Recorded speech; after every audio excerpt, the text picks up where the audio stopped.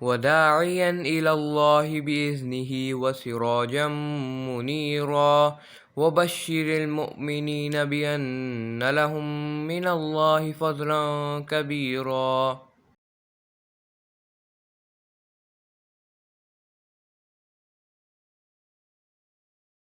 نحمده ونصلي على رسوله الكريم اما بعد فاعوذ بالله من الشيطان الرجيم بسم الله الرحمن الرحيم رب اشرح لي صدري ويسر لي امري واحلل عقدة من لساني يفقه قولي رب زدني علما اللهم فقهنا في الدين اللهم اني اسألك ایمانا لا يرتد ونعيما لا ينفد ومرافقة محمد صلی اللہ علیہ وسلم فی اعلیٰ جنت الخلد آمین یا رب العالمین۔ انشاءاللہ رمضان کی مناسبت سے ہم کتاب تفسیر القرآن کریں گے امام بخاری رحمہ اللہ کی، اور بہت ہی ایک منفرد یونیک انداز ہے امام بخاری رحمہ اللہ کا۔ آج ہم تھوڑا سا پہلے دیکھیں گے کہ تفسیر کسے کہتے ہیں اور تفسیر کی کون کون سی قسمیں ہیں، اور امام بخاری رحمہ اللہ کا تفسیر کا اپنا سٹائل کیا ہے۔ تو لفظ تفسیر کا روٹ ورڈ فا سین را ہے، اور اس کے لغوی معنی ہے کسی چیز کو بھی بے حجاب کرنا، ظاہر کرنا اور کھول کر بیان کرنا۔ اور اصطلاحی معنی میں تفسیر اس علم کو کہتے ہیں جس میں قرآنی آیات کے تلفظ، ان کے اسباب نزول، ان کا مکی مدنی ہونا، ان کا محکم متشابہ ہونا، ناسخ و منسوخ، خاص و عام اور مطلق و مقید، مجمل و مفسر، حلال و حرام، امر و نہی اور مثالیں وغیرہ کی وضاحت کی جاتی ہے۔ تو یعنی قرآن کو ہر ایسپیکٹ سے دیکھنا، اس کے اوپر غور و فکر کرنا، اس کو بیان کرنا، اس کی وضاحت کرنا تفسیر کہلاتا ہے۔ تفسیر دو قسم پر تقسیم کی جا سکتی ہے۔ ایک تو ہے تفسیر اللفظ، یعنی قرآن میں استعمال ہونے والے الفاظ کی تفسیر۔ دوسری قسم ہوتی ہے تفسیر المراد۔ تفسیر المراد یعنی کہ اب کلمہ میں جو لفظ، جو کلمہ استعمال ہوا ہے قرآن میں، اس کی مراد کیا ہے۔ مثال کے طور پر الصلاۃ ایک لفظ استعمال ہوتا ہے قرآن میں، لغت میں اس کا معنی ہے الدعا، لیکن اس سے مراد کیا ہے؟ اس سے مراد وہ معروف عبادت ہے جو شریعت نے مسلمانوں پر دن میں 5 وقت فرض قرار دی ہے۔ اسی طرح سے زکوٰۃ کا لغوی معنی ہے کسی چیز میں نمو ہونا، اس کا بڑھنا، لیکن اس سے مراد کیا ہے؟ اسلام میں اس میں مراد کیا ہے کہ وہ چیریٹی، کمپلسری چیریٹی جو آپ سال کے گزرنے کے بعد اپنی سیونگز پر دیتے ہیں، اور وہ 2.5% ہوتی ہے اور اس کا ایک خاص نصاب ہوتا ہے۔ ٹھیک ہے، تو ایک تو لفظ کی اس کے روٹ ورڈ میں جانا اور اس لفظ کی جو معنی ہیں اس کو دیکھنا، اور پھر اس سے مراد کیا ہے اللہ سبحانہ و تعالیٰ کی، اس کو دیکھنا، یہ دونوں تفسیر ہی کا حصہ ہیں۔ اور یہ بھی ہمیں جان لینا چاہیے کہ تفسیر بہت اہم اور بڑے ہی جلال والے علوم میں سے ہے۔ اللہ کے کلام کی تفسیر کرنا، اس کے معنی کو بیان کرنا، اور اسلاف کا طریقہ یہی رہا ہے کہ جب تک وہ 10 آیات کو بھی اچھی طرح سے سمجھ نہیں لیتے تھے اور اس کا علم حاصل نہیں کر لیتے تھے، اور جب تک اس پر عمل نہیں کرنے لگ جاتے تھے، تو وہ ان 10 آیات سے تجاوز نہیں کرتے تھے۔ اچھا، اب اسی طرح سے مفسرین جو ہے نا، کلام اللہ کے مفسرین، ان کی بھی 2 قسمیں ہیں۔ ایک وہ مفسر ہیں کہ جو آثار کے ذریعے سے تفسیر کرتے ہیں، مثلاً اسلاف کے لیے آثار لیے، یعنی ان کی کوٹس لیں، احادیث لیں، صحابہ کرام کے آثار لیے، تابعین کے آثار لیے، اور اسی سے تفسیر ڈرائیو کی اور انہی آثار کو نقل کر دیا۔ ان میں ابن جریر، ابن کثیر رحمہم اللہ وغیرہ ہیں۔ پھر اسی طرح سے ایک اور قسم بھی ہے مفسرین کی کہ جو اپنی رائے سے تفسیر کرتے ہیں، ان میں علامہ زمخشری وغیرہ ہیں۔ اب یہ ہے کہ جو فرسٹ والے ہیں جو آثار کے ذریعے سے کرتے ہیں تو وہ تو بالکل خطرے سے خالی ہیں، ان میں کوئی ابہام نہیں رہتا، ان میں آپ کو کوئی کنفیوژن نہیں رہتا، وہ حق بات بیان کر دیتے ہیں۔ جہاں تک تفسیر بالرائے والوں کا تعلق ہے تو اس میں پھر بہت احتیاط کی ضرورت ہے۔ یہ نہیں کہ رائے دی نہیں جا سکتی، لیکن بعض اوقات پھر مفسر کے اپنے کچھ تعصبات اور کچھ اپنے عقائد آڑے آتے ہیں۔ مثال کے طور پر بعض مفسرین نے بل یداہ مبسوطتان المائدہ 64، تو اس کا ترجمہ یہ کیا کہ اس سے مراد اللہ تعالیٰ کے ہاتھ نہیں ہیں، اس سے مراد اللہ تعالیٰ کی نعمتیں ہیں۔ تو لہٰذا اس میں پھر بہت احتیاط کی ضرورت ہے، کیونکہ تفسیر بالاثر جو ہے وہ تو صحیح ہوتی ہے، لیکن تفسیر بالرائے وہ انسان کی خواہشات نفس اور تعصب کا شکار بھی ہو سکتی ہے، اور لیکن ضروری نہیں کہ وہ ہمیشہ غلط ہی ہو، وہ درست بھی ہو سکتی ہے اور کرنے کی ضرورت بھی ہوتی ہے، اس لیے کہ ہم صرف یہ نہیں کہہ سکتے کہ جو ہمیں آثار سے تفاسیر ملیں وہ قرآن کی ہر بات کو ایڈریس کرتی ہیں، کیونکہ قرآن تو ہر دور کے لیے ہے، ہمیشہ کے لیے ہے، قیامت تک کے لیے ہے۔ تو بہرحال لیکن تفسیر بالرائے میں احتیاط ضروری ہے۔ تو مینلی جو اہل علم ہیں وہ مراتب تفسیر اس طرح سے بیان کرتے ہیں کہ سب سے پہلے کہ قرآن بالقرآن تفسیر کر دی جائے، دوسرا مرتبہ تفسیر کا القرآن بالسنہ، تفسیر قرآن کی سنت کے ذریعے سے، حدیث کیا کہتی ہے، نبی صلی اللہ علیہ وسلم کا قول کیا کہتا ہے، نبی صلی اللہ علیہ وسلم کی فعلی سنتیں اس میں کیا پتہ چلتی ہیں۔ تیسرا مرتبہ ہے باقوال الصحابہ، کہ قرآن کی تفسیر کی جائے اقوال صحابہ کے ذریعے سے۔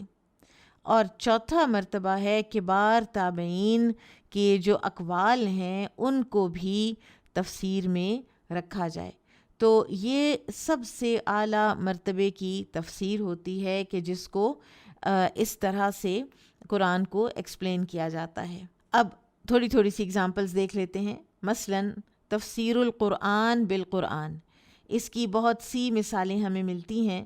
مثلاً ایک جگہ پر اللہ سبحانہ و تعالیٰ فرماتے ہیں وما ادراک ما یوم الدین، یعنی سورۃ الانفطار میں، اور اسی میں اللہ تعالیٰ آگے فرماتے ہیں یوم لا تملک نفس لنفس شیئا والامر یومئذ للہ۔ اب ماشاءاللہ آپ سب قرآن پڑھے ہوئے لوگ ہیں تو اس لیے میں ترجمہ نہیں کر رہی۔ پھر اسی طرح سے سورۃ القاریہ ہے، القاریۃ ما القاریہ وما ادراک ما القاریہ۔ اب اس کی ہمیں تفسیر چاہیے تو تفسیر بھی ہمیں اسی کی اگلی آیت میں مل رہی ہے یوم یکون الناس کالفراش المبثوث۔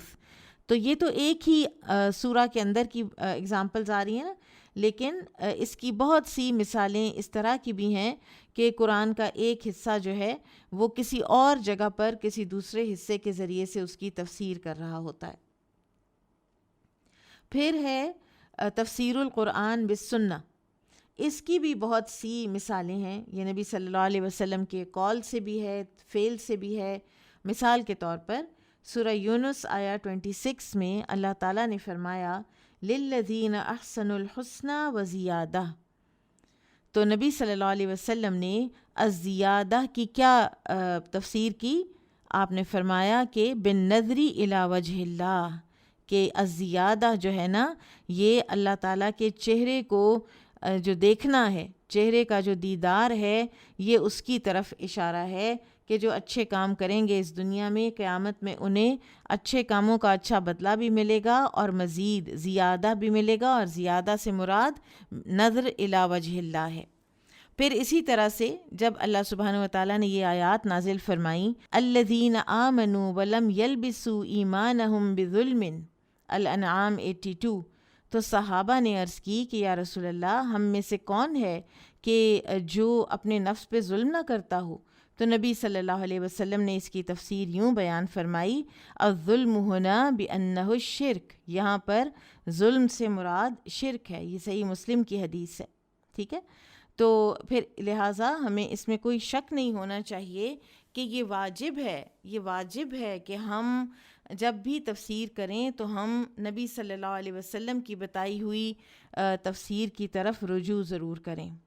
پھر اسی طرح سے صحابہ کے جو اقوال ہیں اور کبار التابعین جو ہیں ان کے اقوال کی طرف بھی ہم رجوع کر سکتے ہیں، بہت سی ایسی ہمیں مثالیں ملتی ہیں۔ لیکن اس کا یہ مطلب نہیں ہے، جیسے میں نے پہلے کہا، کہ تفسیر کو یہاں پر ہی ختم کر دیا جائے۔ تفسیر ہر دور میں کی جا سکتی ہے، لیکن اس میں غلطی کے امکان باقی رہتے ہیں۔ لیکن جہاں اللہ تعالیٰ نے قرآن بالقرآن تفسیر کی، یا نبی صلی اللہ علیہ وسلم نے کی، یا صحابہ نے کوئی بات فرمائی، تو وہ چیزیں جو ہیں وہ قطعی طور پر درست ہوں گی۔ اب ہم بات کرتے ہیں امام بخاری رحمہ اللہ کے تھوڑے سے تفسیر کے انداز کے بارے میں، تاکہ پھر ہمیں سمجھ آ جائے جب ہم پڑھیں گے تو آپ کو ایک عام تفسیر جو کوئی بھی آپ اٹھاتے ہیں اور پڑھتے ہیں تو وہ ہمارے لیے بہت آسان ہوتی ہے پڑھنی، لیکن امام بخاری کا جو انداز ہے وہ تھوڑا ڈیفرنٹ ہے، تو اس لیے پہلے ہم اس کو سمجھ لیتے ہیں۔ امام بخاری کے نزدیک تفسیر اور تاویل دونوں مترادف ہیں، ان میں کوئی فرق نہیں، آلدو کچھ اور جو ہمارے مفسرین ہیں وہ تفسیر اور تاویل میں فرق کرتے ہیں۔ اور امام بخاری رحمہ اللہ چونکہ امیر المومنین فی الحدیث ہیں تو اور امیر المحدثین بھی کہلاتے ہیں، تو اس لیے ان کی تفسیر متاخرین کی تفسیر کے مطابق نہیں ہے، یعنی بعد میں آنے والوں کی تفسیر کے مطابق نہیں ہے۔ انہوں نے اپنی کتاب التفسیر میں جو انداز رکھا ہے وہ قرآن کی آیات اور ان کے ساتھ ان سے ریلیٹڈ احادیث اور روایات کو جمع فرما دیا ہے۔ اور یہ جو کتاب ہے کتاب التفسیر، اس کو دو حصوں میں تقسیم کیا جا سکتا ہے۔ ایک تو قرآن کے الفاظ کی تشریح مفردات القرآن، قرآن کے الفاظ کی تشریح، جو کہ آپ دیکھیں گے کہ امام بخاری ہر سورہ کے شروع میں اس سورہ میں آنے والے الفاظ اور ان کی تشریح دیتے ہیں، لیکن صرف تشریح نہیں دیتے اسی سورہ کی، بلکہ کئی دفعہ اس سے ریلیٹڈ کسی اور سورہ میں سے لفظ اٹھا کر بھی ادھر لاتے ہیں اور اس کو بھی ایکسپلین کر دیتے ہیں۔ اور دوسرے قرآن کی آیات کی وضاحت، اور وہ بھی احادیث ہی کے ذریعے سے کی جاتی ہیں۔ اور بہرحال امام بخاری نے بہت سے اپنے وقت کے جو علماء تھے، مثلاً علی بن ابو طلحہ جو ہیں جو مجاہد کے واسطے سے ابن عباس رضی اللہ عنہما سے روایت کرتے ہیں، تو ان سے بہت استفادہ کیا ہے اور اپنے وقت کے جو جید علماء ہیں ان سے فائدہ اٹھایا ہے۔ اب امام بخاری کا مفردات کی تشریح میں جو اسلوب ہے اس کو تھوڑا سا دیکھ لیجئے کہ کسی خاص مناسبت کی بنا پر ایک صورت کے الفاظ کی تشریح کرتے ہوئے دوسری صورت کے الفاظ بھی ذکر کر دیتے ہیں۔ مثلاً ان المنافقین فی الدرک الاسفل، اس کی لغوی تشریح کرتے ہوئے نفقاً کے معنی بھی بیان کر دیے ہیں، حالانکہ وہ تو سورہ انعام کی آیت ہے، ٹھیک ہے، یعنی سورہ نساء کی آیت میں سورہ الانعام کی آیت کا ایک لفظ بھی ایکسپلین کر دیا، کیونکہ منافقین اور نفقہ دونوں ایک ہی روٹ ورڈ سے ہیں۔ اسی طرح القواعد فی البیت کی جو وضاحت کی، اس کی وضاحت کرتے ہوئے القواعد من النساء کی بھی وضاحت کر دی، جو کہ سورۃ النور کی آیت ہے۔ پھر اسی طرح سے مفردات کی تشریح کرتے ہوئے ایک مادے سے دوسرے مادے کی طرف بھی بعض اوقات منتقل ہو جاتے ہیں۔ مثلاً الحافہ کی تشریح کرتے ہوئے فیحفکم کی وضاحت بھی کر دی، حالانکہ یہ تو سورہ محمد کی آیت 37 میں ہے، اور الحافہ کہاں پہ ہے؟ سورۃ البقرہ میں۔ پھر اسی طرح بعض اوقات تشریح کرتے ہوئے ایک باب سے دوسرے باب کی طرف بھی منتقل ہو جاتے ہیں۔ اب جن لوگوں نے گرامر پڑھ رکھی ہے وہ اس بات کو سمجھ لیں گے کہ ایک باب سے دوسرے باب میں منتقل ہونے کا کیا معنی ہے۔ مثلاً لا یلتکم کی وضاحت کرتے ہوئے وما التناہم کے معنی بھی بیان کر دیے ہیں۔ حالانکہ دونوں ڈفرینٹ صورتوں میں ہیں، اور روٹ ورڈ کیونکہ ایک ہی ہے، دونوں فرق ابواب میں چلے گئے ہیں تو فرق معنی بن گیا ہے، لیکن ان کو اکٹھا بیان کر دیا ہے۔ اسی بنا پر کہا جاتا ہے کہ امام بخاری کی کتاب التفسیر در منثور ہے۔ در کہتے ہیں موتی کو، اور منثور بکھرے ہوئے، یعنی ایسے موتیوں کی طرح ہے جو دھاگے کے بغیر پھیلا دیے گئے ہوں۔ انشاءاللہ آپ لوگ اس کو پڑھنا انجوائے کریں گے۔ بہرحال کتاب التفسیر میں امام بخاری کا جو مجموعی اسلوب ہے وہ کچھ اس طرح سے ہے کہ سورت کے آغاز میں اس سورت کے منتخب الفاظ کی لغوی تشریح کرتے ہیں، پھر مختلف آیات، کچھ سلیکشن ہے آیات کی، ان کے ابواب باندھتے ہیں، یعنی ترجمۃ الباب ہیڈنگ دیتے ہیں اس کی، اور اس کے انڈر احادیث ذکر کر دیتے ہیں۔ اب ہم سورۃ الفاتحہ سے شروع کرتے ہیں انشاءاللہ۔ سورۃ الفاتحہ، بسم اللہ الرحمن الرحیم۔ امام بخاری فرماتے ہیں الرحمن الرحیم اسمان من الرحمہ، الرحیم والراحم بمعنى واحد کالعلیم والعالم۔ لفظ الرحمن اور الرحیم اللہ کی صفات ہیں جو لفظ الرحمہ سے مشتق ہیں، یعنی را حامیم روٹ ورڈ ہے، رحمہ اس کا مصدر ہے، اور الرحیم اور الراحم دونوں ہم معنی ہیں، جیسے العلیم اور العالم دونوں ہم معنی ہیں۔ اب یہاں پر اللہ تعالیٰ کے دو نام آئے ہیں، رحمان اور رحیم۔ رحمت کے لغوی معنی کسی قابل رحم کو دیکھ کر دل کا اس طرح نرم ہونا جو اس پر مہربانی اور احسان کا تقاضا کرے۔ مثلاً دو لوگ ہیں، وہ جا رہے ہیں اور راستے میں وہ ایک گھر دیکھتے ہیں، وہ گھر بن رہا ہے، وہاں پہ مزدور کام کر رہے ہیں، ٹھیک ہے۔ ایک جو ہے اس کو ان مزدوروں کا ترس آتا ہے کہ یہ اس گرمی میں اتنا مشقت والا کام کر رہے ہیں، وہ ان کے لیے کوئی ارینجمنٹ کر دیتا ہے، وہ ان کے لیے ٹھنڈے پانی ارینج کر دیتا ہے، یا ان کے لیے کھانا ارینج کر دیتا ہے۔ یہ وہ رحم ہے جو اس کے دل میں ہے، اور اس کے اندر وہ نرمی ہے، اور اس کے تحت اس نے ان کے لیے کچھ کیا ہے، کوئی ایکشن لیا ہے۔ اور دوسرا ہے تو وہ انہی مزدوروں کے بارے میں کوئی نہ کوئی بات کر کے کہ یہ تو ملتے ہی نہیں ہیں، اور یہ تو گھروں میں بیٹھے رہتے ہیں، یہ سارا دن پورا اپنا کام نہیں کرتے، دو چار جو ہیں وہ ان کی شکایتیں کر کے، کربنگ کر کے، تو اس کے ذہن سے خیال بھی نہیں گزرے گا۔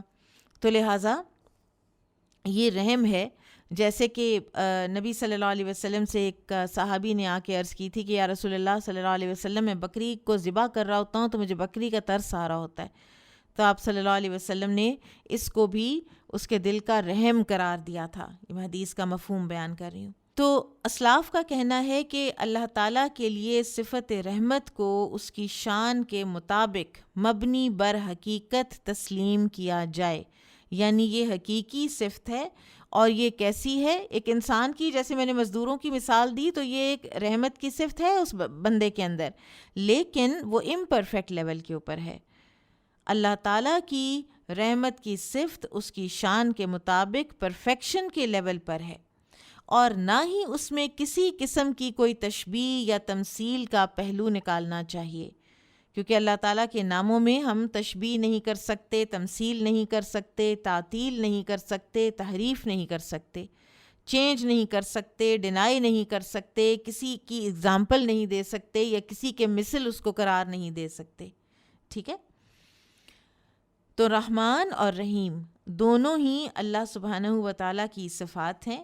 رحمان فعلان کے وزن پر اسم مبالغہ ہے، فعلان کے وزن پر، جبکہ رحیم فعیل کے وزن پر ہے، یہ بھی مبالغے کا ہی صیغہ ہے۔ اب اس میں علماء کا تھوڑا اختلاف ہے کہ یہ دونوں ہم معنی ہیں اور ایک دوسرے کو تائید کے لیے لائے گئے ہیں، یا ان دونوں کے معنی میں کوئی فرق بھی ہے۔ امام بخاری رحمہ اللہ نے ان دونوں کے فرق کو بیان نہیں کیا، رحمان اور رحیم کے فرق کو، لیکن دوسرے کچھ علماء کرام نے اس فرق کو بیان کیا ہے، اور اس کی تفصیل کچھ اس طرح سے بتائی ہے کہ رحمان میں رحیم کے مقابلے میں حرف زیادہ ہیں، را، ہا، میم، پھر کھڑی زبر، پھر نون، 5 ہو گئے نا، اور رحیم میں کتنے؟ را، ہا، یا، میم 4 ہیں. تو لہٰذا جہاں حروف زیادہ ہوتے ہیں وہاں مبالغہ زیادہ ہوتا ہے. یہ عربی کا اصول ہے. لہٰذا رحمان کا اطلاق اللہ تعالیٰ پر دنیا کے اعتبار سے ہے کہ اس کی رحمت دنیا میں بہت وسیع ہے جو کہ فاسق و فرمانبردار سب کو شامل ہے. اور رحیم اللہ تعالیٰ آخرت کے اعتبار سے ہیں کیونکہ آخرت میں اللہ تعالیٰ کی رحمت صرف اہل ایمان کے لیے ہوگی. ٹھیک ہے. اور اسی طرح یہ بھی کہا جا سکتا ہے کہ رحمان نام کے لحاظ سے خاص ہے. یعنی اب آپ دیکھیں کہ کسی بھی انسان کا نام اللہ نہیں رکھا جا سکتا نا، نعوذ باللہ. اور اسی طرح سے رحمان بھی خاص ہے، رحمان بھی نہیں رکھا جا سکتا. لیکن اللہ تعالیٰ کی جو فعلی جو اللہ تعالیٰ کی صفات ہیں اور انہی میں رحیم بھی شامل ہے تو وہ نام رکھے جا سکتے ہیں. ٹھیک ہے. جیسے کاشف ہے، باسط ہے، یہ نام رکھے جا سکتے ہیں، اس میں کوئی ایشو نہیں. لیکن رحمان اگر رکھنا ہے تو پھر عبد الرحمن رکھا جا سکتا ہے، خالی رحمان نہیں رکھا جا سکتا. تو یہ اپنے نام کے لحاظ سے خاص اور فعل کے اعتبار سے عام ہے کیونکہ اس کی رحمت ہر کسی کے لیے ہے، کافر، مشرک، مومن، سب کے لیے. اور رحیم نام کے لحاظ سے عام ہے، یعنی انسانوں کا بھی رکھا جا سکتا ہے، فعلی صفت ہے، البتہ فعل کے اعتبار سے خاص ہے، یعنی جس کی رحمت جو ہے وہ خاص ہے، وہ ہر کسی کے لیے نہیں ہے. الرحمن فی الدنیا والرحیم فی الآخرہ، آخرت میں اہل ایمان کے لیے اللہ تعالیٰ رحیم ہوں گے. اسی طرح عبداللہ بن مبارک رحمہ اللہ فرماتے ہیں کہ رحمان وہ ہے جو مانگنے پر دے اور رحیم وہ ہے جو نہ مانگنے پر ناراض ہو جائے. ٹھیک ہے. جبکہ انسان کی تو عادات ان سے بالکل برعکس ہیں. اب ہم شروع کرتے ہیں. باب ما جاء فی فاتحۃ الکتاب، سورہ فاتحہ کی تفسیر کا بیان. وسمیت ام الکتاب، اس کا نام رکھا گیا ام الکتاب.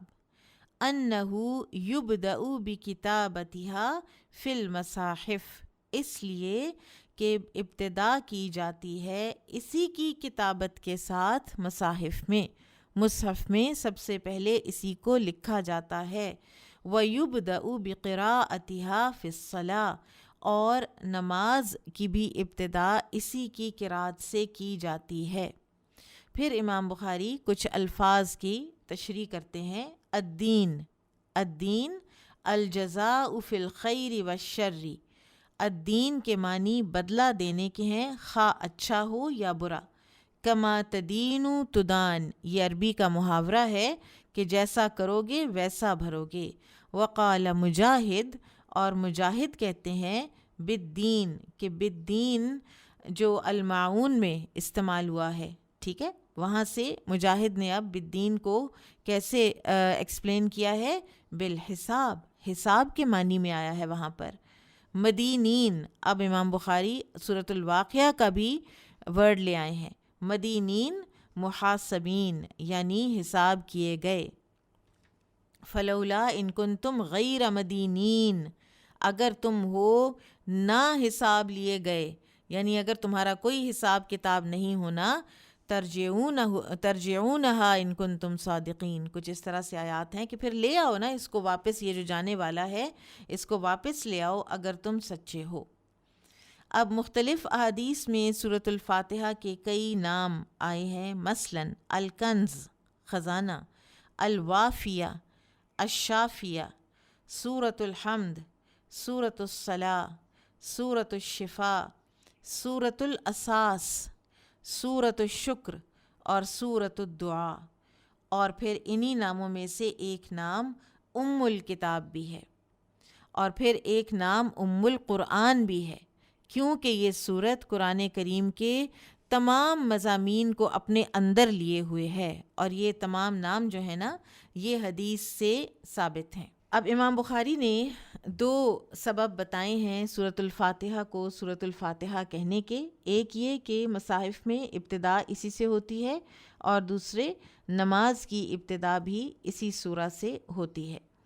اب یہ تو لفظی مناسبت ہے، فاتحہ کھولنے والی تو وہ کیا کھول رہی ہے؟ مصحف کھلتا ہے تو اس میں بھی پہلے یہ ہوتی ہے، نماز کھلتی ہے تو اس میں بھی پہلے فاتحہ ہوتی ہے، لیکن یہاں پر ایک معنوی مناسبت بھی بتائی جاتی ہے، اور وہ یہ ہے کہ قرآن کے تمام معنی جو ہے نا وہ اسی صورت کے اندر موجود ہیں۔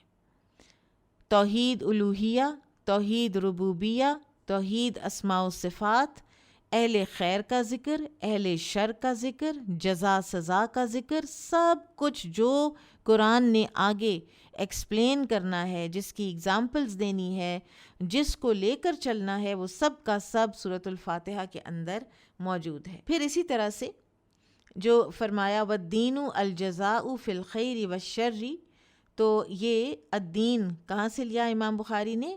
مالک یوم الدین سے۔ لیکن صرف جزا سزا نہیں ہے، دین کے اور معنی بھی ہیں، ٹھیک ہے، عمل بھی دین کے معنی ہی میں شامل ہے۔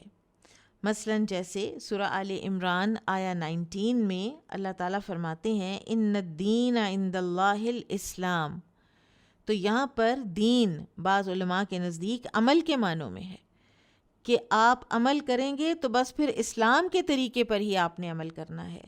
پھر اسی طرح سے اللہ سبحانہ و تعالیٰ کا جو یہ قول ہے وَرَدِیتُ لَكُمُ الْإِسْلَامَ دِینًا، المائدہ 3، یہاں پر بھی عمل کے معنی میں لیا گیا ہے، ٹھیک ہے، تو لہٰذا جزا بھی مراد ہے اور عمل بھی مراد ہے۔ اور یہاں پر امام بخاری نے امام مجاہد کو کوٹ کیا ہے، تو مجاہد رحمہ اللہ تابعین کے امام تھے تفسیر میں، انہیں کہا جاتا ہے امام التابعین فی التفسیر، اور یہ عبداللہ بن عباس رضی اللہ عنہما کے شاگرد تھے، اور ان سے ہی انہوں نے تفسیر سیکھی۔ ہر آیت کی جو تفسیر ہے وہ کہتے ہیں کہ مجاہد نے عبداللہ بن عباس سے سیکھی تھی، اور سفیان ثوری رحمہ اللہ کہتے تھے کہ اگر کسی کے پاس مجاہد کی تفسیر آ جائے تو وہ اس کے لیے کافی ہو جانی چاہیے۔ ضروری نہیں کہ ہم آج اس سے اگری کریں، لیکن یہ بیسیکلی مجاہد کے اقوال اور تفسیر کی اوتھینٹسٹی کا بیان ہے۔ حدیث دیکھتے ہیں۔ قال حدثنا مسدد قال حدثنا يحيى عن شعبة قال حدثني خبيب بن عبد الرحمن عن حفص بن عاصم عن أبي سعيد بن المعلى قال كنت أصلي في المسجد۔ ابو سعید بن معلیٰ سے روایت ہے، وہ کہتے ہیں کہ میں مسجد میں نماز پڑھ رہا تھا، فدعانی رسول اللہ صلی اللہ علیہ وسلم، تو مجھے بلایا رسول اللہ صلی اللہ علیہ وسلم نے، فلم اجبہ، تو میں نے جواب نہ دیا آپ کو، فقلت، تو میں نے کہا، یعنی نماز پڑھ کے جب میں آپ صلی اللہ علیہ وسلم کے پاس پہنچا تو میں نے کہا یا رسول اللہ، اے اللہ کے رسول صلی اللہ علیہ وسلم، انی کنت اصلی، میں نے کہا کہ یا رسول اللہ میں نماز پڑھ رہا تھا، فقالا، تو آپ نے فرمایا الم یقل اللہ، کیا اللہ تعالیٰ نے یہ نہیں فرمایا استجیبوا للہ وللرسول اذا دعاکم، کہ بات مانو، حکم مانو، جواب دو، لبیک کہو اللہ اور اس کے رسول کی بات پر جب وہ تمہیں بلائیں۔ سورۃ الانفال آیا 24۔ ثم قال لی، پھر آپ صلی اللہ علیہ وسلم نے مجھ سے فرمایا لأعلمنک سورۃ، ضرور میں ایک سورت سکھاؤں گا تمہیں، ہی اعظم السور فی القرآن، یہ قرآن کی عظیم ترین سورت ہے، قبل ان تخرج من المسجد، اس سے پہلے کہ ہم مسجد سے نکلیں تو میں تمہیں سکھا دوں گا۔ ثم اخذ بیدی، پھر آپ صلی اللہ علیہ وسلم نے میرا ہاتھ تھام لیا، فلما ارادہ، اور جب آپ نے ارادہ کیا، ان یخرجا، کہ آپ مسجد سے باہر جائیں، قلت لہو، تو میں نے کہا آپ سے، میں نے عرض کی، الم تقل، کیا نہیں آپ نے فرمایا تھا، لأعلمنک سورۃ، ضرور میں تمہیں ایک ایسی سورت سکھاؤں گا، ہی اعظم سورۃ فی القرآن، جو قرآن کی تمام صورتوں سے عظیم ہے، بڑھ کر ہے، قال تو فرمایا الحمد للہ رب العالمین کہ وہ صورت الحمد للہ رب العالمین ہے، ہی السبع المثانی یہی سبع المثانی ہے، والقرآن العظیم اور یہی قرآن عظیم ہے، الذی اوتیتہ جو مجھے دیا گیا ہے۔ ابو ہریرہ رضی اللہ عنہ سے مروی ایک اور حدیث میں یہی واقعہ ابی بن کعب رضی اللہ عنہ کے متعلق بھی ہے کہ رسول اللہ صلی اللہ علیہ وسلم نے انہیں فرمایا تھا کہ کیا میں تجھے ایسی صورت سے آگاہ نہ کروں جو تورات، انجیل، زبور اور فرقان میں نازل نہیں ہوئی؟ تو اس حدیث سے سورۃ الفاتحہ کی عظمت و رفت کا پتہ چلتا ہے۔ پھر اس حدیث سے ہمیں یہ بھی پتہ چلا کہ انسان چاہے کتنا ہی ضروری کام میں مصروف ہو، اسے رسول اللہ صلی اللہ علیہ وسلم کے بلانے پر نماز چھوڑ کر فوراً حاضر ہو جانا چاہیے۔ اور پیچھے ہم نے صحیح بخاری ہی میں جو جریج راہب والی حدیث پڑھی تھی، تو اس سے یہ بھی معلوم ہوتا ہے کہ والدین میں سے کسی ایک کے بلانے پر انسان کو نفلی نماز توڑ کر اسی وقت حاضر ہو جانا چاہیے، اور اگر انسان یہ تعمیل نہ کرے تو والدین کی آہ یا والدین کی کوئی بد دعا بڑے سنگین نتائج لا سکتی ہے اس انسان کے لیے۔ اب یہاں پر بعض علماء نے کہا ہے کہ یہ صحابی نفلی نماز پڑھ رہے تھے، لیکن دوسرے کہتے ہیں کہ کیونکہ وہ جماعت نہیں تھی، جماعت تو نبی صلی اللہ علیہ وسلم خود پڑھایا کرتے تھے، لیکن دوسرے بعض اور مفسرین جو ہیں شارحین حدیث کے، وہ کہتے ہیں کہ نہیں، ہو سکتا ہے کہ کسی بھی صورت میں ان کی ہو سکتا ہے جماعت مس ہوئی ہو تو فرض نماز بھی ہو سکتی ہے، تو لہٰذا فرض نماز میں بھی اگر نبی صلی اللہ علیہ وسلم بلائیں تو نماز توڑ کر آنا چاہیے۔ نبی صلی اللہ علیہ وسلم کی پکار پر لبیک کہنا فرض ہے، چاہے آپ کو فرض نماز ہی کیوں نہ توڑنی پڑے، اور والدین کے لیے نفل نماز کی بات ہے۔ پھر آپ دیکھیے کہ اس حدیث میں ہمیں اور بھی بڑے خوبصورت چیزیں پتہ چلتی ہیں کہ نبی صلی اللہ علیہ وسلم نے اپنی بات کے لیے استدلال کہاں سے کیا ہے؟ قرآن سے۔ آپ صلی اللہ علیہ وسلم نے قرآن کی آیت پڑھی ہے، یعنی سورۃ الانفال کی آیت پڑھ کر ان کو دلیل دی ہے کہ میں نے بلایا تھا تو تمہیں فوراً آ جانا چاہیے تھا۔ اس طرح کی اور بھی اگزامپلز موجود ہیں۔ تیسرا، نبی صلی اللہ علیہ وسلم کا حسن تعلیم، اور یعنی آپ نے ان صحابی سے کہا لَأُعَلِّمَنَّكَ، کہ میں عنقریب ابھی تمہیں کچھ سکھاؤں گا، اور اتنا ان کے اندر شوق پیدا کر دیا کہ پھر نبی صلی اللہ علیہ وسلم جب باہر تشریف لے جانے لگے تو انہوں نے پوچھ لیا۔ تو یہ بھی ایک تعلیم کا بڑا اچھا انداز ہوتا ہے کہ اپنے طالب علم کے اندر ایک شوق پیدا کر دینا کہ میں آپ کو فلاں وقت پر یہ کورس کراؤں گی، میں آپ کو فلاں وقت پر یہ کتاب پڑھاؤں گی، میں آپ کو فلاں وقت پر ایک ایسی بات سناؤں گی کہ اس سے ہم بہت کچھ لرن کریں گے، تو اس سے طالب علم جو ہے اس کے اندر شوق پیدا ہوتا ہے۔ پھر اسی طرح سے نبی صلی اللہ علیہ وسلم نے سبع المثانی کی یہاں پر تفسیر کر دی ہے، جو کہ سورہ ہجر میں آیت ہے 87، کہ وہ سورۃ الفاتحہ ہی ہے، وَلَقَدْ آتَيْنَاكَ سَبْعًا مِّنَ الْمَثَانِي وَالْقُرْآنَ الْعَظِيمِ۔ اور سبعًا مِّنَ الْمَثَانِي جو ہے اس کو کیوں کہا جاتا ہے 7 بار بار دہرائی جانے والی؟ تو اس میں مختلف آراء ہیں، مثلاً یہ کہ یہ 7 آیات ہیں جن کو نماز میں بار بار پڑھا جاتا ہے، اور یا اس سے ایک اور معنی لیا گیا کہ یہ تثنیہ سے ماخوذ ہے، اور اس کا کیونکہ نزول 2 مرتبہ ہوا ہے، ایک مرتبہ مکہ میں اور دوسری مرتبہ مدینہ طیبہ میں۔ اور پھر تیسری رائے یہ ہے کہ یہ ثنا سے ماخوذ ہے، کیونکہ اس میں اللہ تعالیٰ کی بڑے جامع انداز میں ثنا بیان ہوئی ہے۔ اور پھر اسی طرح اس کا ایک اور جو سبع من المثانی کہنے کی وجہ بتائی جاتی ہے وہ ہے کہ یہ استثناء سے، ایکسیپشن سے، ایگزمپشن سے ماخوذ ہے، یعنی یہ سورہ امت محمدیہ صلی اللہ علیہ وسلم کو استثنائی اور خصوصی طور پر عطا کی گئی ہے، یہ ایکسیپشن ہے، یہ اور کسی کے پاس بھی نہیں ہے، ٹھیک ہے۔ تو حقیقت یہ ہے کہ یہ مثانی کا لفظ چاہے تثنیہ سے ہو، چاہے ثنا سے ہو، چاہے استثناء سے ہو، اس میں کوئی کانٹرڈکشن نہیں ہے، یہ سارے معنی بھی جو ہیں اس میں آ سکتے ہیں۔ اور اسے قرآن العظیم اس لیے کہا گیا کیونکہ تمام قرآن کے بنیادی مضامین اس سورت کے اندر آ گئے ہیں۔ ایک جو غلط فہمی ہوتی ہے وہ یہاں ہوتی ہے کہ بسم اللہ الرحمن الرحیم سورۃ الفاتحہ کا حصہ ہے یا نہیں، تو جو راجح رائے ہے وہ یہ ہے کہ بسم اللہ ہر سورہ سے پہلے ایک انڈیپینڈنٹ قرآن کی آیت ہے، اس کا تعلق اس سورت سے نہیں ہوتا، اور اس کی جو دلیل ہے وہ اس حدیث سے بھی پتہ چلتی ہے کہ جو ابو ہریرہ رضی اللہ عنہ نے بیان کیا کہ نبی صلی اللہ علیہ وسلم نے جو حدیث قدسی بیان فرمائی تھی کہ قسمت الصلاۃ بینی و بین عبدی نصفین، کہ اللہ سبحانہ و تعالیٰ نے فرمایا کہ میں نے نماز کو اپنے اور اپنے بندے کے درمیان آدھا آدھا تقسیم کیا ہے، اور یہاں پر نماز سے مراد سورۃ الفاتحہ ہی سمجھ آتی ہے۔ پھر اللہ تعالیٰ نے فرمایا وَلِعَبْدِي مَا سَأَلَ، میرے بندے کو وہ ملے گا جو میرے بندے نے مانگا۔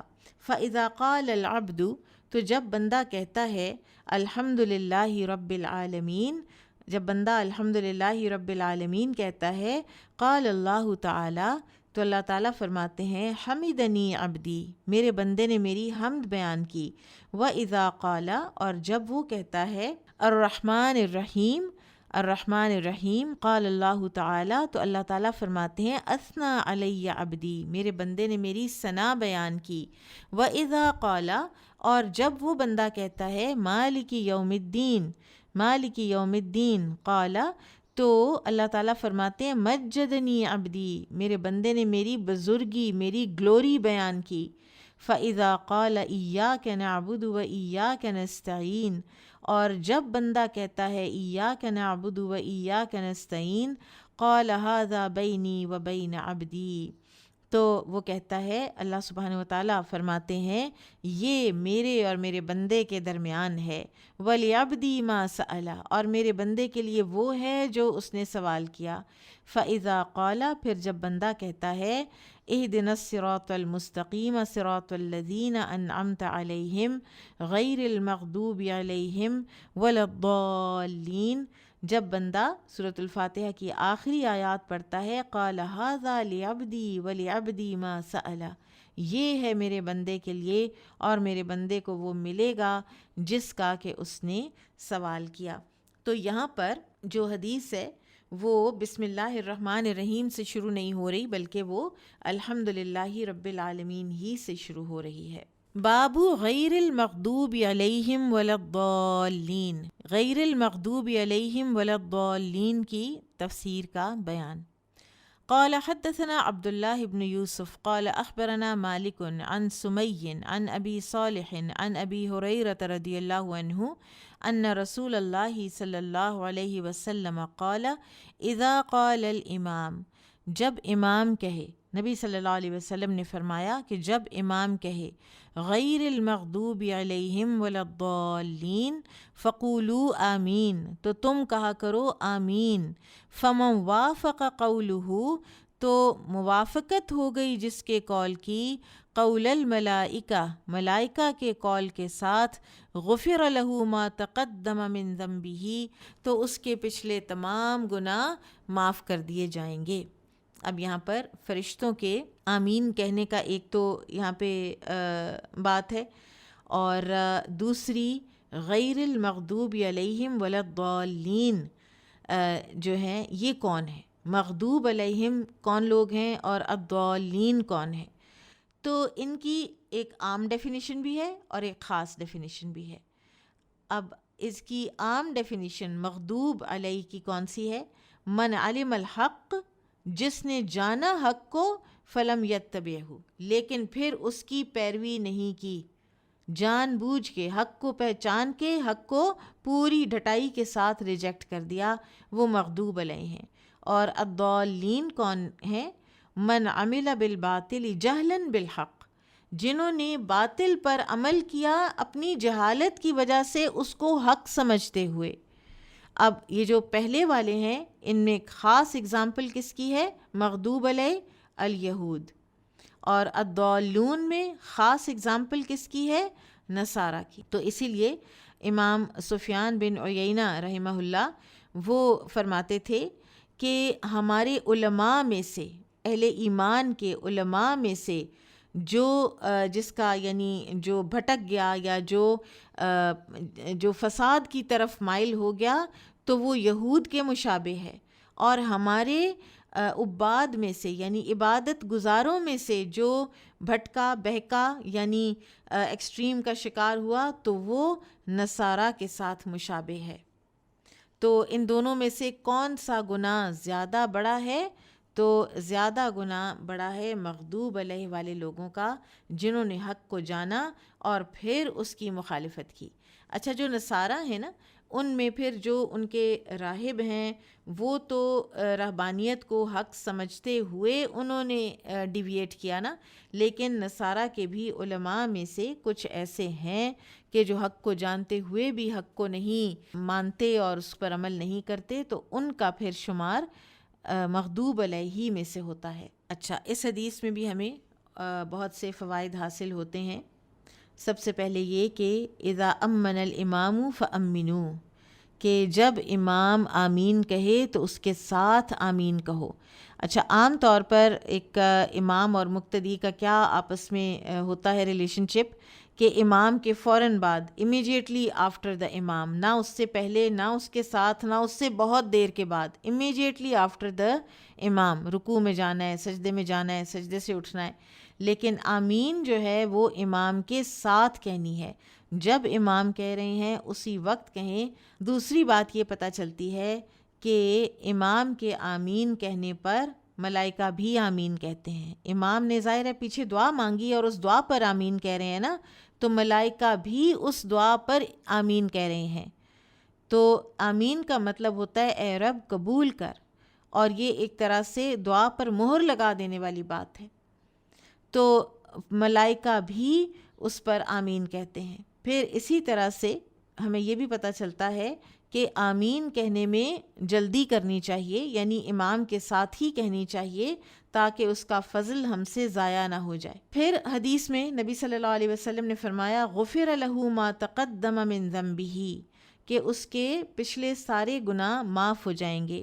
تو دیکھنے میں تو ظاہری نظر میں تو ایسے لگتا ہے نا کہ صغیرہ کبیرہ دونوں معاف ہو جائیں گے، لیکن اہل علم کہتے ہیں کہ صغائر معاف ہوں گے، کبائر جو ہے نا وہ توبہ کے بغیر معاف نہیں ہوتے۔ کبائر جب تک توبہ نہ کرے انسان، ان کو چھوڑے نہیں، تو وہ اس کے اوپر لٹکے رہتے ہیں۔ جیسے حدیث میں آتا ہے نا کہ 5 نمازیں، ایک جمعے سے اگلا جمعہ، رمضان سے اگلا رمضان، یہ سب مکفرات ہیں، یہ سب گناہوں کے کفارہ بن جاتے ہیں جو ان کے درمیان ہوئے ہوتے ہیں۔ اذا اجتنب الکبائر، جب کہ وہ کبائر سے اجتناب کرتا رہے، جب تک کہ وہ کبائر سے بچتا رہا۔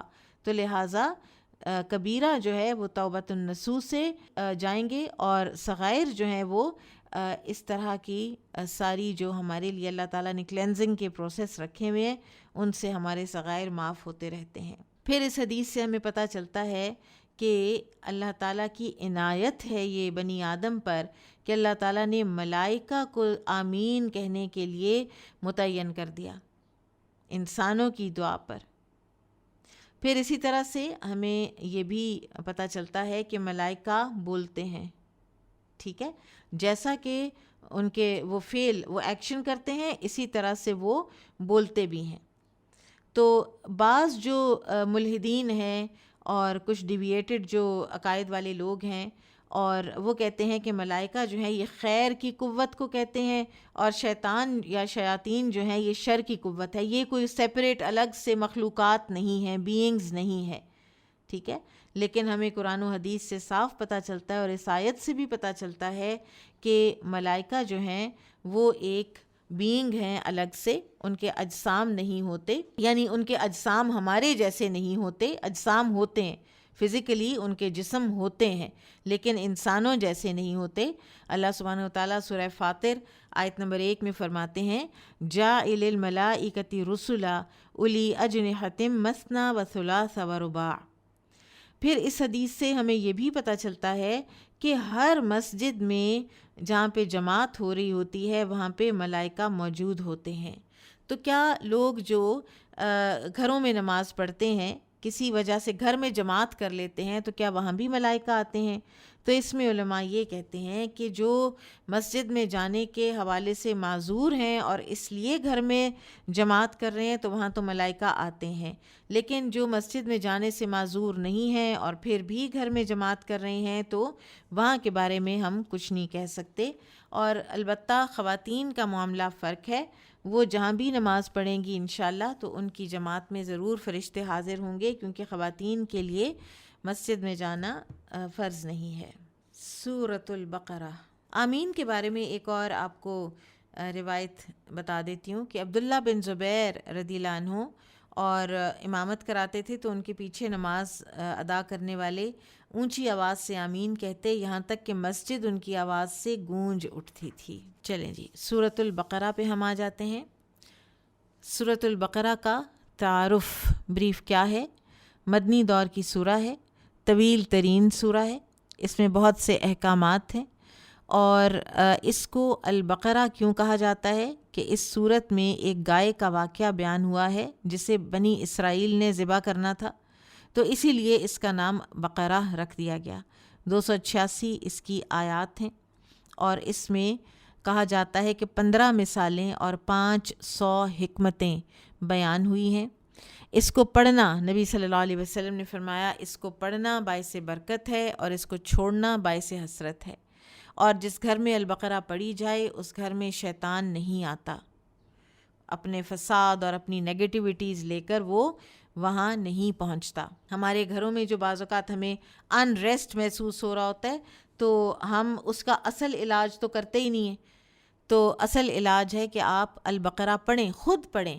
اور دراصل قیامت کے دن آل عمران اور البقرہ کی سفارش والی اور وہ جو بدلیوں کے اور پرندوں کے جھنڈ کی طرح سے اپنے پڑھنے والے کے اوپر جو سایہ کرنے والی باتیں ہیں، اس میں 2 چیزیں آتی ہیں، حفظها والعمل بها، ان صورتوں کا حفظ اور ان کے مطابق اپنی زندگی کو عمل میں ڈھالنا۔ باب قول اللہ تعالی وعلم آدم الاسماء كلها، البقرہ 31۔ اللہ تعالیٰ کے فرمان، اور اللہ نے آدم علیہ السلام کو تمام چیزوں کے نام بتا دیے۔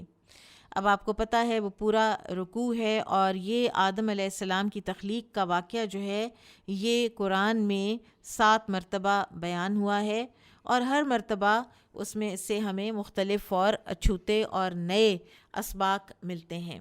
لیکن یہاں پر امام بخاری جو آیت لائے ہیں وہ ہے وَعَلَّمَ آدَمَ الْأَسْمَاءَ كُلَّهَا، اور بیسکلی یہی وہ چیز ہے کہ جس کی وجہ سے اللہ تعالیٰ نے آدم علیہ السلام کو فرشتوں پر ترجیح دی کہ آدم علیہ السلام کو تمام چیزوں کے نام سکھائے۔ اب آدم علیہ السلام کون ہیں؟ آدم علیہ السلام ابو البشر ہیں، اور اہل علم کہتے ہیں کہ آدم کو آدم اس لیے کہا جاتا ہے کہ ان کا جو کمپلیکشن تھا نا وہ اس میں ادمہ تھا، ادمہ جس کا مطلب ہوتا ہے کہ ریڈ اور بلیکش کمپلیکشن کے درمیان جو کمپلیکشن ہوتا ہے۔ اور پھر اللہ سبحانہ و تعالیٰ نے آدم علیہ السلام وہ واحد انسان ہیں کہ جن کو اپنے ہاتھوں سے پیدا کیا اور ملائکہ سے ان کو سجدہ کرایا۔ اور جو کوئی یہ کہتا ہے کہ یہ ایولیوشن سے ہی انسان پیدا ہوا اور پہلا انسان بھی کو بندر سے پیدا ہوا، تو وہ دراصل قرآن ہی کا انکار کرتا ہے۔ پھر ایک اور چیز جو ہے نا تخلیق کے حوالے سے، ہم بہت اس چیز میں سوچ میں پڑے رہتے ہیں نا گیلیکسیز کیسے بنی، کبھی بگ بینگ کی تھیری آ جاتی ہے ہمارے دماغ میں، کبھی ہم اس کو کہتے ہیں کہ ہاں ایسا ہی ہوا ہوگا، کبھی کچھ، کبھی یہ کہ ایک بہت بڑا آگ کا گولا تھا، پھر اس سے ایک گولا جو ہے وہ الگ ہوا، پھر وہ ٹھنڈا ہوا، پھر وہ زمین بنی، پھر اس سے اور کہکشائیں بنی۔ کتنی ہم لٹرلی سائنس بھی تیر تکے ہی چلا رہی ہوتی ہے، کبھی درست بات تک پہنچتی ہے، کبھی پھر کچھ عرصے کے بعد اپنی ہی تھیری کو چینج کر رہی ہوتی ہے۔ تو اس میں ایک اصول جو ہے نا تخلیق کا وہ بتایا جاتا ہے، اور وہ کیا ہے؟ سورۃ الکہف آیا 51، اللہ تعالیٰ فرماتے ہیں ما اشہدتہم خلق السماوات والارض ولا خلق انفسہم، میں نے ان کو تو اپنے ساتھ رکھا ہی نہیں، یہ تو حاضر تھے ہی نہیں جب زمین و آسمان کی تخلیق ہو رہی تھی، اور نہ ہی ان کی اپنی تخلیق ہو رہی تھی، تو ان کو تو نہیں پتہ تھا کہ یہ کس طرح اور کس چیز سے یہ بن رہے ہیں۔ تو لہٰذا بہت زیادہ اس چیز کے بارے میں شور شارٹ کچھ بھی نہیں کہا جا سکتا، اور تھیوری آف ایولیوشن تو بالکل ہی اس کے اپنے پروپوننٹ بھی اس میں بہت سی چیزیں خود ان کو پتہ ہے کہ غلط ہیں، اور اس کو بھی ایک ایجنڈے کے تحت ہی اس کو پروموٹ کیا جا رہا ہے، کیونکہ اس کے علاوہ اس آج کی دنیا کے پاس اور کوئی چارہ ہے ہی نہیں کہ وہ کہے کہ تھیوری آف ایولیوشن جو ہے نا بس وہی سب کچھ ہے، اور ایولیوشن کے ذریعے سے سب کچھ بنا ہے۔ اور اتنے بڑے بڑے ان کے پڑھے لکھے لوگ لکھ رہے ہوتے ہیں ایولیوشن ہیز میڈ شیور کہ یہ پرفیکٹ اینیمل بن جائے۔ مائکروسکوپک آرگنزم بھی جو ہے نا اس کے اندر ایسی انٹریکیٹ ڈیزائننگ ہے، اور پھر وہ کہتے ہیں ایولیوشن ہیز میڈ شیور، کیونکہ اگر وہ ایولیوشن کو نکال دیں تو پھر کس نے بنایا ہے؟ پھر تو ماننا پڑے گا کہ کوئی خالق ہے، اور اگر خالق کو چلیں، خالق کو مان لیا، لیکن اگر خالق کو مان لیتے ہیں تو خالق کی تو ایک کتاب بھی ہے جو اس دنیا میں موجود ہے، پھر اس کو بھی ماننا پڑے گا۔ تو یہ اتنا زیادہ ان کے لیے اوور ویلمنگ ہے کہ انہوں نے ایولیوشن جیسی انتہائی کمزور تھیری جو ہے نا اس کو پروموٹ کرنا شروع کر دیا۔ پھر اللہ سبحانہ و تعالیٰ کا یہ فرمانا وَعَلَّمَ آدَمَ الْأَسْمَاءَ كُلَّهَا، کہ کون سے وہ نام ہیں جو اللہ تعالیٰ نے آدم علیہ السلام کو سکھائے۔ تو اس کے بارے میں ابن عباس رضی اللہ عنہما سے یہ ایک روایت بیان کی جاتی ہے کہ اللہ تعالیٰ نے پیالہ، پیالی، یعنی بڑی چیز اور چھوٹی چیز، مکبر مصغر، ہر بڑی چیز، ہر اس کی تصغیر جو ہے وہ نام سکھائے آدم علیہ السلام کو۔ اور آدم علیہ السلام کو اللہ تعالیٰ نے بولنا بھی سکھایا جو ہی ان کو تخلیق کیا۔ تو آپ نے وہ حدیث سن رکھی ہوگی کہ اللہ تعالیٰ نے فرمایا اذهب فسلم علی اولئک النفر من الملائکۃ جلوس، جاؤ اور سلام کرو جا کر ان بیٹھے ہوئے ملائکہ کو، ان کی وہ جو مجلس ہے ملائکہ کی جہاں وہ بیٹھے ہیں، جاؤ اور ان کو سلام کرو۔ فاستمع ما یحیونک، اور پھر بیٹھ کے سنو کہ وہ تمہیں کیا کہتے ہیں واپسی۔ فإنها تحیتک وتحیت ذریتک، تو وہی ہوگی تمہاری دعائے خیر اور تمہاری ذریت کی دعائے خیر۔ تو یہ سلام جو ہے نا، یہ آدم علیہ السلام کو پہلی چیز جو سکھائی گئی وہ سلام تھا، اور اس کو کبھی بھی نہیں لائٹلی لینا چاہیے۔ اس کے اثرات کو، اس کی برکتوں کو، نبی صلی اللہ علیہ وسلم کا یہ فرمان ہے کہ افشوا السلام بینکم، اپنے آپس میں سلام کو عام کرو، سلام کو پھیلاؤ، اور تم مومن نہیں ہو سکتے جب تک کہ آپس میں محبت نہ کرو۔ اور کیا میں تمہیں بتاؤں کہ آپس میں محبت کرنے والا کون سا سب سے بڑا کام ہے، اور وہ ہے سلام کو آپس میں عام کرو۔ تو سلام درست تلفظ کے ساتھ بھی کرنا ضروری ہے، کیونکہ پھر آپ صحیح طور پہ اگلے بندے کو دعا دے سکتے ہیں نا۔ اور پھر یہ ہے کہ سلام کا جواب دینا، اور اس پر نیکیاں اور اس کی برکتیں، آپ دیکھیں کہ قطع کلامی جو ہے وہ ختم ہو جاتی ہے، قطع رحمی ختم ہو جاتی ہے اگر آپ دو لوگ ایک دوسرے کو آپس میں ملیں اور ایک سلام کر دے اور دراصل پھر سلامتی بھیج رہا ہو۔ تو یہ ہمیں اپنے ایٹیکیٹس میں ضرور سلام جو ہے اس کو شامل رکھنا چاہیے، اور سلام کی پہل کو بھی شامل رکھنا چاہیے۔ قال حدثنا مسلم قال حدثنا هشام قال حدثنا قتادة عن انس رضی اللہ عنہ عن النبی صلی اللہ علیہ وسلم وقال لي خلیفة قال حدثنا يزيد بن زريع قال حدثنا سعيد عن قتادة عن انس رضی اللہ تعالی عنہ عن النبی صلی اللہ علیہ وسلم قال، نبی صلی اللہ علیہ وسلم نے فرمایا، یعنی انس بیان کرتے ہیں رضی اللہ عنہ کہ نبی صلی اللہ علیہ وسلم نے فرمایا، یجتمع المؤمنون، جمع ہوں گے مومن، یوم القیامہ، قیامت کے دن، فیقولون، تو وہ کہیں گے، لو استشفعنا الی ربنا، کہ آج ہم کسی کو سفارشی بنائیں اپنے رب کی طرف کہ حساب شروع ہو جائے۔ فیأتون آدم، تو وہ آئیں گے آدم علیہ السلام کے پاس، فیقولون، تو وہ آدم سے کہیں گے، انت ابو الناس، آپ تو انسانوں کے باپ ہیں، تمام انسانوں کے، خلقک اللہ بیدہ، آپ کو اللہ تعالیٰ نے اپنے ہاتھ سے پیدا کیا، واسجد لک ملائکتہ، اور اس نے آپ کے لیے فرشتوں کو سجدہ کروایا، وعلمک اسماء کل شیء، اور آپ کو ہر چیز کے نام سکھائے، فاشفع لنا عند ربک، تو آپ ہمارے لیے سفارش کیجئے اپنے رب کے ہاں، حتی یریحنا من مکاننا ھذا، کہ وہ ہمیں راحت پہنچا دے ہمارے اس تکلیف دہ جگہ سے۔ فیقولو، تو وہ کہیں گے لست ہناکم، میں اس قابل نہیں ہوں، یعنی وَيَذْكُرُ ذَنْبَهُ، تو ان کو وہ اپنا گناہ یاد کریں گے، فَيَسْتَحْيِي، اور شرما جائیں گے اللہ سے، سبحان اللہ۔ ائتوا نوحا، تم لوگ نوح کے پاس جاؤ علیہ السلام، فَإِنَّهُ أَوَّلُ رَسُولٍ، کہ وہ پہلے رسول ہیں، بعثہ اللہ الی اہل الارض، جن کو اللہ تعالیٰ نے اہل زمین کی طرف بھیجا، فَيَأْتُونَهُ، تو لوگ جو ہیں، میں، آپ، ہم سب لوگ جو ہیں چل پڑیں گے کدھر؟ نوح علیہ السلام کی طرف۔ فیقولو، تو وہ کہیں گے لست ہناکم، میں تو اس قابل نہیں ہوں۔ وَيَذْكُرُ سُؤَالَهُ رَبَّهُ، تو ان کو اپنے رب سے کیا ہوا وہ سوال یاد آ جائے گا، ما لیس لہ بہ علم، جس کا انہیں کوئی علم نہیں تھا، فیستحیی، تو وہ بھی شرما جائیں گے اپنے رب سے۔ فیقولو، تو کہیں گے تو خلیل الرحمن، تم خلیل الرحمن، رحمان کے خلیل کے پاس جاؤ، یعنی ابراہیم علیہ السلام کے پاس۔ فیأتونہ، تو وہ جائیں گے ابراہیم علیہ السلام کے پاس، فیقولو، تو ابراہیم علیہ السلام کہیں گے لست ہناکم، میں اس قابل نہیں ہوں۔ اوتو موسیٰ، تم لوگ موسیٰ کے پاس جاؤ علیہ السلام، عبداً کلمہ اللہ، وہ آدمی ہے کہ جس سے اللہ نے کلام کیا، وَأَعْطَاهُ التَّوْرَاۃَ، اور اس کو تورات دی۔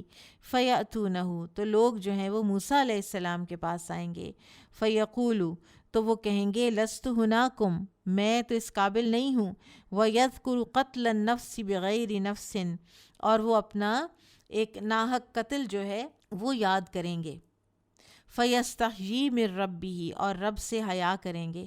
فَيَقُولُ، پھر کہیں گے اوتو عیسیٰ، تم لوگ عیسیٰ علیہ السلام کے پاس جاؤ، عبد اللہ و رسولہ، وہ اللہ کے بندے ہیں اور اس کے رسول ہیں، و کلمۃ اللہ، اور اس کا کلمہ، و روحہ، اور اس کی روح۔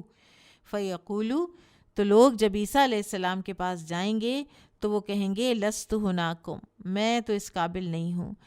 تو محمدً صلی اللہ علیہ وسلم، تم لوگ محمد صلی اللہ علیہ وسلم کے پاس چلے جاؤ، عبدًا غفر اللہ لہ ما تقدم من ذنبہ وما تأخر، یہ وہ بندہ ہے کہ جس کے اللہ تعالیٰ نے اگلے پچھلے تمام گناہ جو ہیں وہ معاف کر دیے ہیں۔ فیأتونی، تو پھر لوگ جو ہیں وہ میرے پاس پہنچیں گے۔ فانطلقوا، تو میں چلوں گا، میں جاؤں گا، حتی استأذن علی ربی، یہاں تک کہ میں اپنے رب سے اجازت طلب کروں گا۔ فیؤذن لی، تو مجھے اجازت دے دی جائے گی۔ فاذا رأیت ربی، تو جب میں دیکھوں گا اپنے رب کو، وقعت ساجدا، تو میں گر جاؤں گا سجدہ کرتے ہوئے۔ فیدعنی ما شاء، اور پھر اس کے بعد میں اللہ سے دعا کروں گا جب تک اللہ چاہے گا۔ ثم یقال، پھر کہا جائے گا ارفع رأسک، آپ اپنا سر اٹھائیے، وسل، اور آپ مانگیے، تعطہ، آپ کو وہ دیا جائے گا، وقل یسمع، اور جو چاہو کہو، وقل، اور کہو، یسمع، تمہاری بات سنی جائے گی، وشفع، اور سفارش کرو، تشفع، تمہاری سفارش قبول کی جائے گی، فارفع رأسی، تو میں اپنا سر اٹھاؤں گا، فاحمدہ بتحمید، تو میں اللہ تعالیٰ کی ایسی حمد کروں گا، یعلمنی ہی، جو وہ مجھے سکھائے گا، سبحان اللہ، جو ابھی نہیں پتہ۔ ثم اشفع، پھر میں سفارش کروں گا، فیحد لی حدا، میرے لیے ایک حد مقرر کر دی جائے گی کہ میں اتنے لوگوں کی سفارش کر لوں، فادخلہم الجنہ، تو میں ان کو جنت میں داخل کروا دوں گا، ثم اعود الیہ، پھر میں جاؤں گا واپس، فاذا رأیت ربی، تو پھر جب میں دیکھوں گا اپنے رب کو، مثلہ تو سارا وہی کچھ دوبارہ ہوگا، ثم اشفع پھر میں سفارش کروں گا، فیحد لی حدن پھر میرے لیے ایک حد مقرر کی جائے گی، فادخلہم الجنہ پھر میں ان کو جنت میں داخل کرواؤں گا، ثم اعود الثالثہ ثم اعود الرابعہ پھر میں تیسری مرتبہ جاؤں گا، پھر میں چوتھی مرتبہ جاؤں گا، فاقول پھر میں کہوں گا ما بقی فی النار نہیں باقی رہ گئے آگ میں الا من حبسہ القرآن مگر وہ جنہیں قرآن نے روک لیا، ووجب علیہ الخلود اور ان کے اوپر خلود جو ہے ہمیشگی جو ہے وہ واجب ہو گئی ہے۔ قال ابو عبداللہ امام بخاری کہتے ہیں الا من حبسہ القرآن سے کیا مراد ہے، یعنی قول اللہ تعالی خالدین فیہا جن کے لیے اللہ تعالیٰ نے فرمایا خالدین فیہا۔ اب یہاں پر امام بخاری یہ حدیث لائے ہیں کیونکہ اس حدیث میں علم آدم الاسماء کلہا کے حوالے سے آدم علیہ السلام کا ذکر ہے کہ لوگ سب سے پہلے قیامت کے دن جو لوگوں کو خود خیال آئے گا نا، وہ یہ خیال آئے گا کہ آدم علیہ السلام از دا پرسن، وہ ایلیجبل ہیں سفارش کرنے کے لیے کیونکہ اللہ تعالیٰ نے انہیں اپنے ہاتھ سے بنایا، انہیں سجدہ کروایا اور انہیں تمام چیزوں کے نام سکھائے۔ تو اسی مناسبت سے امام بخاری یہ حدیث یہاں پر لائے ہیں، لیکن اس حدیث میں اور بھی بہت کچھ ہے سیکھنے کو۔ اس میں ہم دیکھتے ہیں ایک تو یہ کہ آدم علیہ السلام کی تمام جو صفات بیان ہوئی ہیں نا، یہ سب ان کی تکریم میں آتی ہیں۔ ایک تو یہ کہ وہ ابو الناس ہیں، اور ابو الناس میں پھر انبیاء و رسل بھی ہیں نا، تمام انبیاء و رسل کے بھی وہ باپ ہیں۔ دوسرے یہ کہ اللہ تعالیٰ نے ان کے سوا کسی اور بشر کو اپنے ہاتھ سے نہیں بنایا۔ تیسرے یہ کہ ملائکہ کو حکم دیا کہ ان کو سجدہ کریں، انہوں نے سجدہ کیا، اور یہ بھی آدم علیہ السلام کی تکریم میں سے ہے کہ ابلیس نے تکبر کیا، سجدہ کرنے سے انکار کیا تو وہ کافر ہو گیا، اور پھر چیزوں کے نام جو سکھائے تو یہ بھی ان کی تکریم میں سے ہے۔ اب آتے ہیں اس بات کی طرف کہ یہ انبیاء کرام جو ہیں باری باری جن جن کے پاس جائے گی انسانیت، تو آدم علیہ السلام اپنے ذکر کریں گے، یاد کریں گے اپنے گناہ کا، اور وہ گناہ کیا ہے ان کی دانست میں، وہ ہے درخت میں سے فوربیڈن فروٹ کھا لینا، حالانکہ انہوں نے توبہ بھی کر لی ہوئی ہے، ان کو معافی مل بھی گئی ہوئی ہے، اس کے بعد وہ نبی بن بھی گئے ہیں، لیکن پھر بھی اللہ سبحانہ و تعالیٰ کے آگے یہ حضرات ڈر رہے ہوں گے۔ اور ہمارا کیا حال ہے کہ ہم گناہ کرتے ہیں، پھر ہم تو احسان ہی اللہ کے اوپر ایک طرح کا نعوذ باللہ بنا لیتے ہیں کہ ہم نے توبہ کر لی ہے۔ اول ہمیں اپنی غلطی ماننے میں اتنی مشکل ہو جاتی ہے، اور پھر اگر مان بھی لیں تو پھر ہمیں توبہ کرنے میں مشکل ہو رہی ہوتی ہے، اور اگر ہم توبہ کر بھی لیں تو پھر ہم نے کبھی اس گناہ کو دوبارہ یاد بھی نہیں کیا۔ اور یہاں پہ یہ حضرات اتنی عظیم ہستیاں، اور یہ ڈر رہے ہوں گے، اور اپنے ایک ایک گناہ کو جو کہ خطا ہے، جو اللہ تعالیٰ نے معاف کر دی ہوئی ہے، اور اس کو لے کر تو قیامت کے دن ڈر رہے ہوں گے۔ تو لہٰذا قیامت کا دن ہرگز ایسا دن نہیں ہے کہ جس سے انسان بے خوف ہو جائے۔ پھر دوسری بات نوح علیہ السلام کے حوالے سے کہ آدم علیہ السلام کہیں گے کہ ان کا سب سے بڑی تکریم کیا ہے کہ وہ پہلے رسول ہیں جن کو اللہ تعالیٰ نے اہل زمین کی طرف بھیجا۔ تو اس سے ہمیں یہ بھی پتہ چلتا ہے کہ آدم علیہ السلام رسول نہیں تھے بلکہ نبی تھے، اور رسالت جو ہے نا اس کا ایک اصول یاد رکھ لیجئے، رسالت آئی ہے جب لوگوں میں اختلاف ہوئے ہیں، کیونکہ آدم علیہ السلام کے زمانے میں تو ایس سچ کوئی اتنی پاپولیشن نہیں تھی کہ اختلافات ہوتے۔ تو اللہ تعالیٰ سورۃ البقرہ آیہ 213 میں فرماتے ہیں کان الناس امۃ واحدہ فبعث اللہ النبیین مبشرین ومنذرین وانزل معهم الکتاب بالحق لیحکم بین الناس فیما اختلفوا فیہ۔ تو اختلاف ہوتا ہے بنیاد رسالت کی، اور پہلے رسول جن کو بھیجا گیا وہ نوح علیہ السلام ہیں۔ اسی طرح سورہ النساء میں بھی آتا ہے انا اوحینا الیک کما اوحینا الی نوح والنبیین من بعدہ، ہم نے آپ کی طرف وحی کی جیسے ہم نے نوح علیہ السلام کی طرف کی تھی اور ان کے بعد والے نبیوں کی طرف، اور یہ وحی الرسالہ ہے، یعنی رسول بنانے والی وحی کا ذکر ہے یہاں پر۔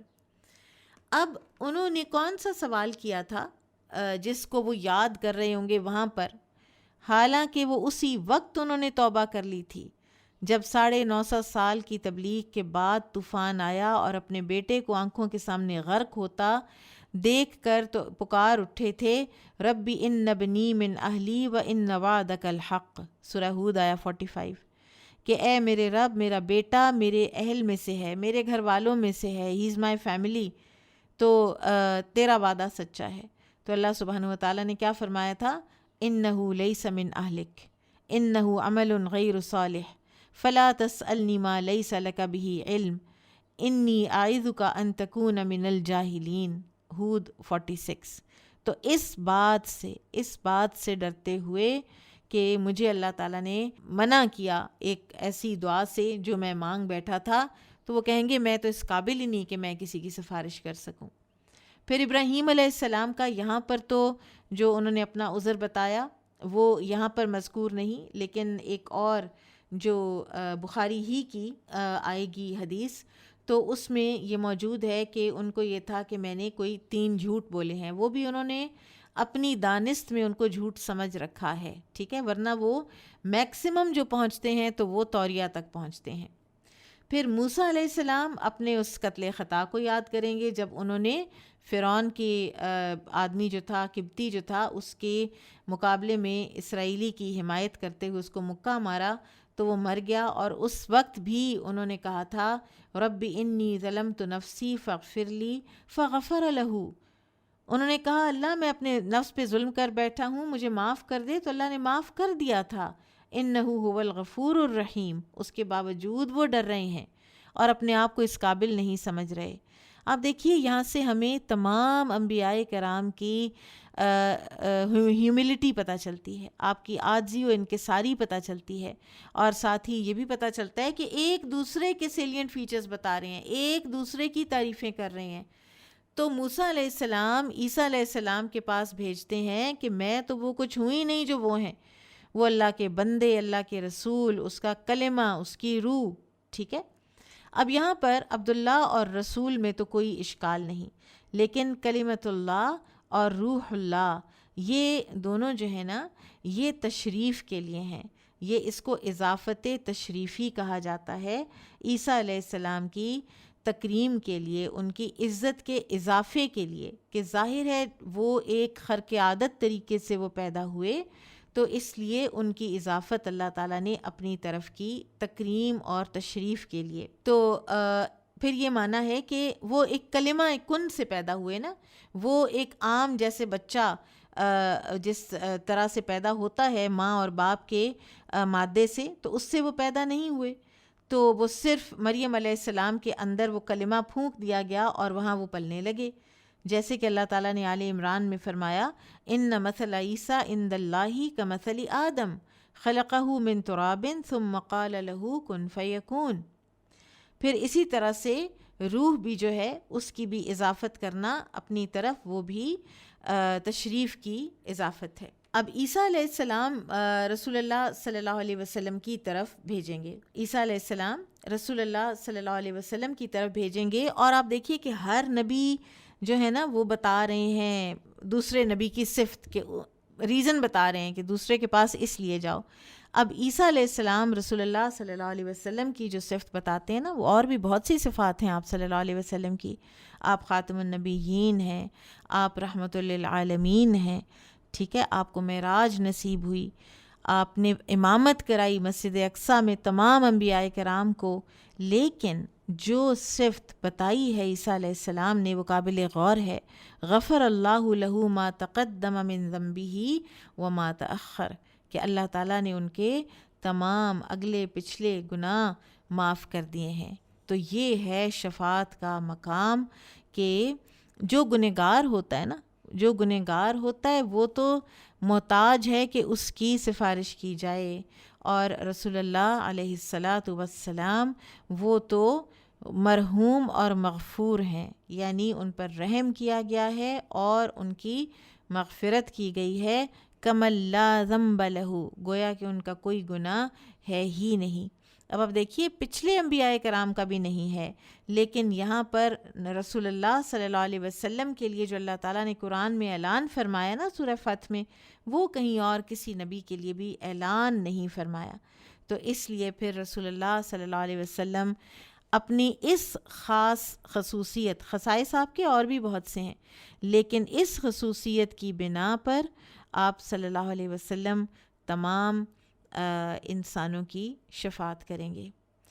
پھر جو آپ صلی اللہ علیہ وسلم نے فرمایا کہ فَإِذَا رَأَيْتُ رَبِّي، جب میں اپنے رب کو دیکھوں گا، تو اس سے ہمیں پتہ چلتا ہے کہ اللہ تعالیٰ کی رؤیت ہوگی قیامت کے دن۔ پھر وقعت ساجداً، میں گر جاؤں گا سجدہ کرتے ہوئے اللہ تعالیٰ کی تعظیم میں۔ اور اس حدیث کی شاہد کیا ہے؟ یعنی یہ حدیث یہاں پہ کیوں آئی ہے؟ وَعَلَّمَكَ أَسْمَاءَ كُلِّ شَيْءٍ، ٹھیک ہے، بہرحال بہت خوبصورت حدیث ہے اور اس سے ہم نے بہت کچھ سیکھا بھی۔ تو انشاءاللہ آج ہم اتنا ہی پڑھیں گے۔ سبحانک اللہم و بحمدک، اشہد ان لا الہ الا انت، استغفرک و اتوب الیک۔ السلام علیکم و رحمۃ اللہ وبرکاتہ۔